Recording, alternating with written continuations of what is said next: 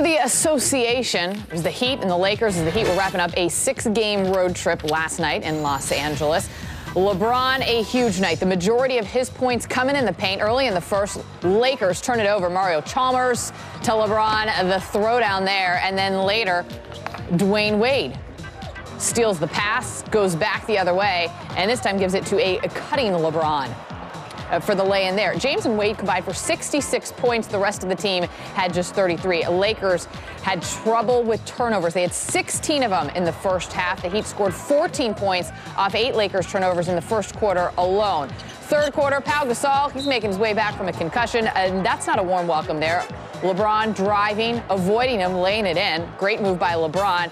We told you he was great in the paint. Let's break that down a little further. LeBron, 15 of 16 in the paint, to be exact. He set a career high by making all 13 shot attempts within 5 feet of the basket. That included 6 dunks. Those 6 dunks, the most for him in a game since 2009. In the fourth, LeBron closed the game out with his jump shot. Tied at 78. There's the 3 at the top of the key. That was actually the Heat's first 3 of the entire game.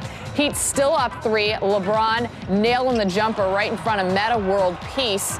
And then with under a minute to go, Heat up 4, LeBron driving here, hitting the pull-up J. He had a season-high 39 points as the Heat would win 99-90. Here's LeBron after the game.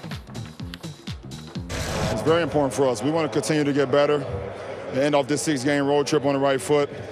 Coming into this game, we was 2-3. So get the 500 on the road, but we played some good ball tonight, and it was good to get a win. All right, so we told you LeBron had his best game from close range. Inside the paint, he scored 30 points against the Lakers. That is 10 more than he had registered in any other game this season. He'd reached 20 points 3 times. For more on this game, joining us from L.A. is Stephen A. Smith. Stephen, you were there at the game last night. Kobe and crew, they had it going in the fourth, but LeBron just absolutely took over. What did you see from him in the fourth that enabled him to do that? Well, it's getting scary because what you're seeing is a guy that was very calm, very cool, not worried or fazed at all, knew that at any given moment he could take over and do what he wanted, when he wanted, against whomever Mike D'Antoni and the Los Angeles Lakers put in front of his face. Obviously, he hit 17 of 25 shots.